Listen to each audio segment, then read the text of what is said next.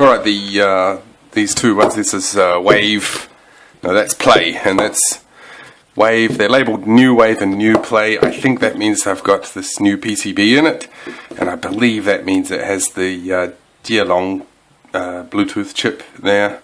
I think that's what the difference is, otherwise they should be the same. The controls look to be the same. You got the line in. Now, I think one of them, the wave, is supposed to be waterproof, and I don't know to what extent that's true or not.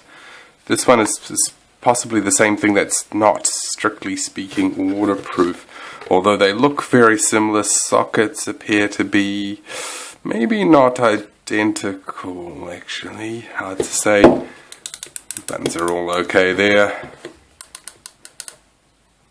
Fire it up. You can do the same with that one. Yeah, I know this construction is pretty good. Very tough polypropylene stuff there, so it doesn't have a beautiful feeling to it, but it is fairly tough. I remember those things used to fall out, actually. Maybe that's been dealt with.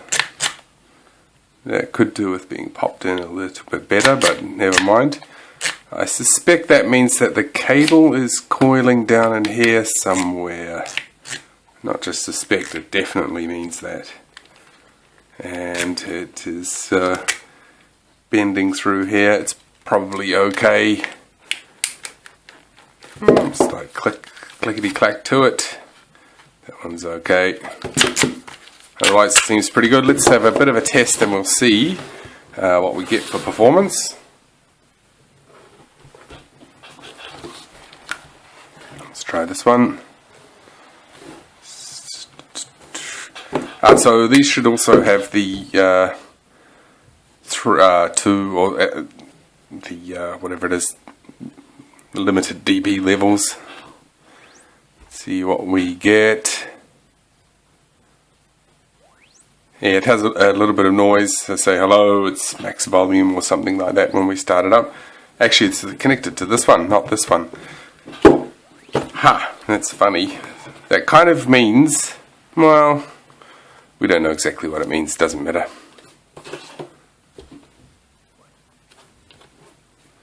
Okay, so I'm getting an average across the spectrum of basically 96 dB. The 1K hertz thing looks to be slightly higher than that level. This would be at maximum Bluetooth level, like a 0 dB full scale type of thing at flat out, and I probably still got that at maximum volume from the last time I played with it.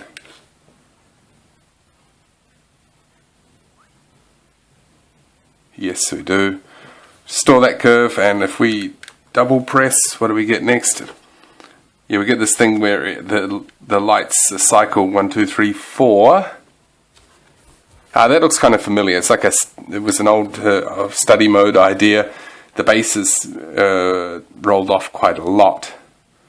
Okay, I have to be quiet or I'm introducing a lot of noise, but you get the picture. Okay, the curve is rolled off down here. It looks like the trebles are slightly rolled off too. To be honest, I think that just creates worse sound. I'd say, okay, you could roll the bass off, but you don't want to kill your trebles too much. In any event, this mid-range level for the frequency response, regardless of whether it's this mode or one of the volume limited modes, is not too nice, and we should really deal with that on the EQ. So let's see what, 2 lights flashing.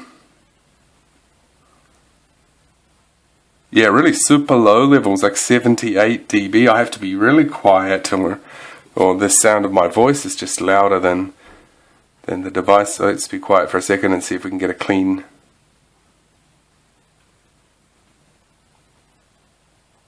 clean-ish measurement. It's still very susceptible to background noise, just whatever vibrations through the table and everything like that. Quite hard to measure. I'd have to, make a special effort to measure at that low level. I think that just suggests that it's unnecessarily low, to be frank. What have we got next? 3 lights flashing. I'm getting 88. let's call it 88 dB average across there, and then 4 lights. It should be back to the curve that we had there. Okay, so that's good. That's good. You get a little bit of like noise coming in right down at the low frequencies, especially if I touch it, but you can visually see what the curve fundamentally is. Noise, bumps and knocks aside, bumping on the table and everything like that. Okay, so that one's okay. The audio is not going to be pleasant, unfortunately, so we'll have to figure out what we can do about that in terms of EQ and the other setups. What I thought was going to be very straightforward, just set up the EQ whatever you like, and then you'll set the SPL level, because it's always going to be relatively low, should have heaps of headroom. Turned out not to be the case because of other things in the design. Now I'm guessing this one is more or less the same schematic as the other product, and therefore the same issues involved, but we'd have to just go through and figure that out. I don't know the reasoning, all the steps of reasoning. Let's have a look at the other product. Shut that one off. This one still on? No, it's gone into standby. We'll switch that one on, and we'll jump into pairing mode in a second once it finishes trying to find previously connected devices. That's on, what was that, 4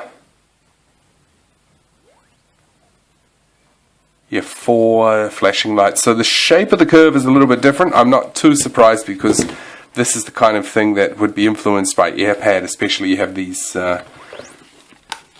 inner leatherette on the inner surface AirPad compared to that. We could take a bit of a closer look, but I would say that is probably largely due to AirPad. There may be some effect due to chamber sealing, but I don't think, doesn't look like, this one doesn't look like it's highly sealed. It still has some low frequency output, so you kind of get the impression that means it's not completely sealed. Otherwise you would likely see that bass chopped off a bit more. Could be wrong though. It's not easy to say just by looking at the curve. Okay, so they have different curve shapes, sort of different characteristic to them. But they have a similar problem in terms of the EQ, which is essentially this mid-range is far too strong in comparison to the high frequency, so it will just sound like a telephone. It will sound really muddy. The bass, whatever, okay, if you can have more bass level, it's great. If you can't, it's not the end of the world. At least it won't make it sound bad. It will just sound like it doesn't have a lot of bass, but with too much in the mid-range, it will sound kind of unpleasant, essentially. Okay, so that's the headphones. Do I have an SD card there? No, it doesn't matter. I can measure them again later on. Let's figure out what we can do in terms of EQ next. So we'll give that a rest and we'll take a look. I should point out, actually, I had a look at these boards closely and I discovered some soldering defects. So we might try and get a photograph of it, but essentially some of the... if the camera can pick that up, it's unlikely, but possible. We can get a focus on there. Maybe some of the components are soldered and they've twisted off the position or flipped over. Some messy soldering balls. Maybe it probably doesn't come out. Anyway, it's this board that has more problems than this board. So I'm not sure if I should repair those components or just leave it. We'll have to see what happens and then decide, actually. Okay, so there's those two boards. The point of mentioning that is that we just need to be wary if the layout or manufacturing process is a bit susceptible to these problems. You know, you can have weird little issues sneaking through. We need to watch out for that. Okay, we'll stop that for now. We'll see what we can do in terms of finding out what boards we've got in here. Can we change the EQ on them, and what's going on with these boards here. Okay. So now we'll take a look at the boards by themselves. We've got two samples, and looks like the chip is this GLE board chip that's being used for one of the other products. So I've started up their EQ Tools software that was provided last time. We've got their interface board here, and that will connect through a cable onto this PCB. Now essentially that should mean we can set the EQ of that chip. So in order to measure it, we'll use the tester. We'll connect by Bluetooth. We'll send the signal by Bluetooth to this board, and then that will put it out on the speakers, and we'll find out what signal we get out of the speakers, and that'll tell us. Let's have a look. That'll tell us if the EQ is working or what the parameters look like. Very good. Let's just try and sort of got these pin connections here. We'll stick those in, and we may have to kind of hold them in place. Actually, if we can get a decent angle, they'll hold themselves in place. I could solder wires, I guess, but I want to be a little bit more flexible than that. So for the time being, we'll just use these pin connections and sort of roughly hold it in.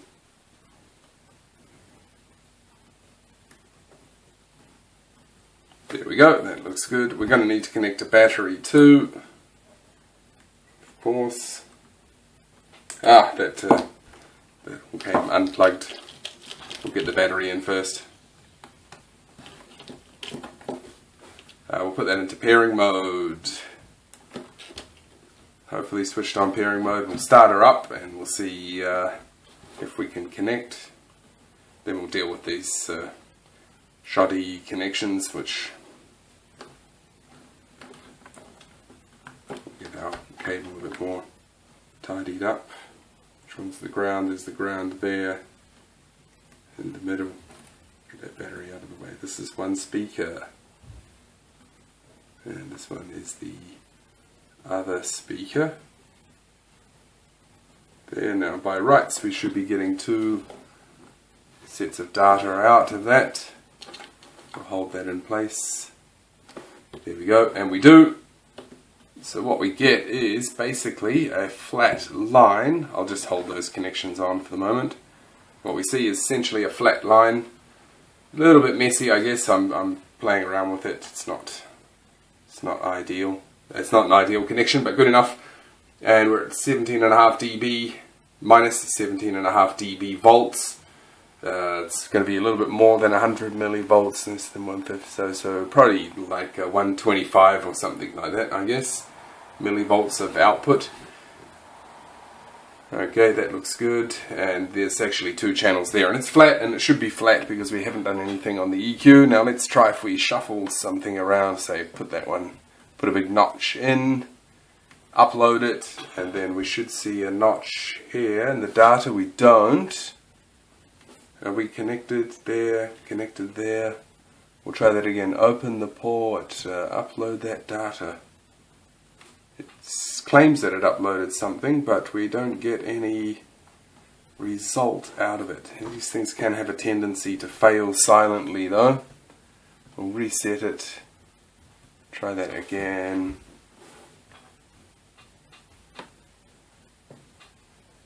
Pull in a notch in the middle. We'll do another just to shuffle it around and see what happens. It's uploading. I think we may have the baud rate wrong. Let's try that at 11.5/200. Try it now. And that works. Okay, good. So I pulled minus 12 and we're touching on minus 30. 17 to 12 is 30. Yep, so it looks about right. So this simulation is going to be probably very close to what we really get. Let's just do a couple of other peaks in there. We'll see if that comes out. I think we're clipping it out actually. I don't think we can produce that much gain, so there's quite a bit of ripple in here. I suspect that is due to this clipping the signal, so we'll make it like a +4, let's say. That should avoid the clipping. Yes, more or less. Maybe even +4 is too much.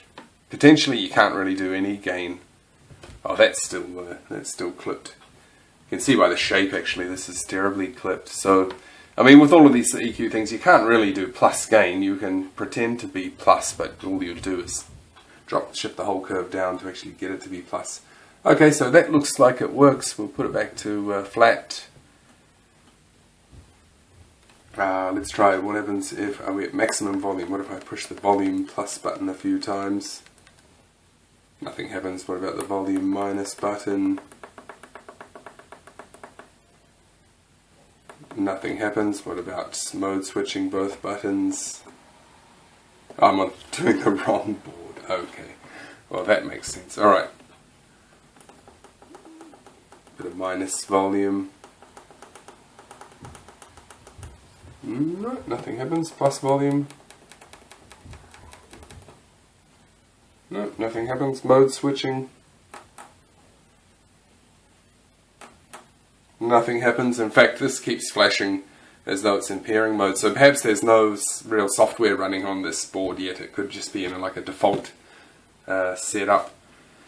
Okay, let's kill that. We'll try the other board to see if the same thing is true. So that's okay. We're going to guess that the layout is fine. We've just that the board, the chip setup is in a kind of a default format. It doesn't even indicate when it has been connected. So we've got that one connected. We've got that connected to there. Set that into. Get that out of the way. Set that into pairing mode. Hopefully. Ooh, that button needs a big crack the first time you use it. It's like solder flux got in there or something. Pairing mode, connecting, connected. Okay, good. That works. We'll put in our 17.5 again as default. I'll do this connect and then upload. Again, flat curve, same thing. Let's have a look and see if that is doing what we expect. We should see a U in the middle there. We do. Frequency points look the same. So it appears to me that this software, in terms of simulating the EQ, works very, very well, and we get pretty much identically that. Let's try some crazy stuff. Let's see if we stacked up multiple biquad filters on top of each other. Their attenuation should be enormous. But it probably doesn't actually work like that in practice. You end up with calculation limits. Oh, perhaps it does. It's off the charts. Yeah. That's interesting that it does work really well.